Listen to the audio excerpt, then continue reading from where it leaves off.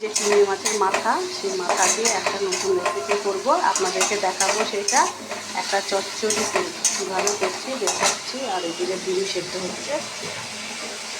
আর এইদিকে দেখুন হঠাৎ করে কি বৃষ্টি শুরু হয়ে গেছে আবার।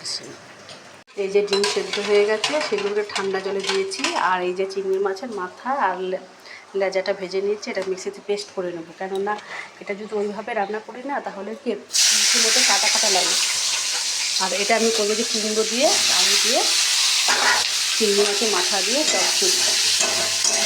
চিংড়ি মাছটা এমন একটা মাছ যে কোনো তরকারিটা করলেই খাবারের স্বাদ পাল্টে যায়।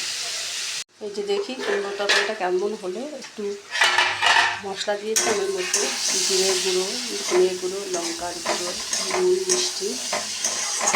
আর এই যে আমার এখানে চিংড়ি মাছের মাথাটা পেস্ট করে নিয়েছি মিক্সিতে, এটা দিয়ে দেবো। এতে স্বাদ বেড়ে যাবে। আর একটু জল দিয়ে ধুয়ে দিয়ে দেবো। এতে যা লাগবে এটা দারুণ লাগবে। আর এর মধ্যে পেঁয়াজ, আদা রসুনের পেস্টও আছে। এই দেখুন আপনারা কত সুন্দর হয়ে গেছে, মাখো মাখো হয়ে গেছে। আর চিংড়ির ঘামে পুরো একেবারে দারুণ জমে যাবে। তো চলো নামিয়ে দিয়ে এটা ডিম সেদ্ধ ছাড়িয়ে নিয়েছি। পেঁয়াজ ক্যাপসিকাম দিয়ে করবো কষা কষা করে। এই যে হয়ে গেছে তরকারিটা, কত সুন্দর লাগছে না? খেতেও কিন্তু দুর্দান্ত হয়েছে। এবার ডিমটা ভেজে নিই। এই ডিমটা না রথের মেলায় যখন লাল লাল ডিম ভাজা ভেজে রাখতো, আর তার পাশ দিয়ে যখন ছোটোবেলা যেতাম না, কী যে ভালো লাগতো আমার। একটু লঙ্কার গুঁড়ো দিয়ে ভাজতো, আমি একটু লঙ্কার গুঁড়ো দিয়ে ভাজবো, তাহলে সেই কালারটা আসবে। যেভাবে ফুটছে আমার তো ভীষণ ভয় লাগছে। এই যে লাল লাল করে মেলার মতন করে ভেজে নিয়েছি, লাল লাল করে। আমার ছেলে বলে গেলে, বড়ো ছেলে এসে লাল লাল করে ভাজে, আর লাল লাল করে ভেজে তুলে নিচ্ছি। এই যে লাল লাল ডিম ভাজা হয়ে গেছে। এই ডিমটা আবার দেখুন কুসুমটা এমনভাবে হয়ে গেছে যে ডিমটা কত বড়ো লাগছে দেখে। এই যে আর এখানে মশলা বসানো হচ্ছে। মশলাটা যতটা লাল মনে হচ্ছে ততটা ঝাল হবে না, কিন্তু মানে কাশ্মীরি লঙ্কার কারণে হয়েছে এটা। কারণ ছোটো ছেলে এই দিয়ে ভাত খাবে, আর একটু ঝাল করলে তাহলে আর ও খাবে না আজকে।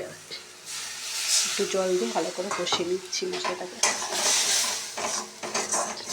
এই যে মশলা ভালোভাবে কষানো হয়ে গেছে, এবার জল দিয়ে দিচ্ছি।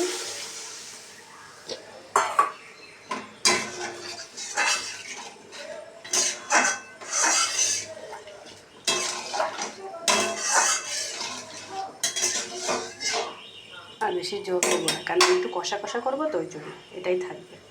এই যে আমার ডিমের ঝোল হয়ে গেছে, তো একটু ঝোলই রাখলাম। কেননা বলুন তো, যে ওই ছোটো ছেলে তো ডাল নেই আজকে ডাল করিনি, প্রতিদিন ডাল ভালো লাগে না, ওই জন্য একটু ঝোল ঝোল রাখলাম। তো কেমন হয়েছে ভিডিওটা একটু জানাবেন। আবার ওদের জুস করতে শুরু করে দিয়েছি। তো চলুন, টাটা, রাখছি। সবাই ভালো থাকবেন, সুস্থ থাকবেন, সাবধানে থাকবেন।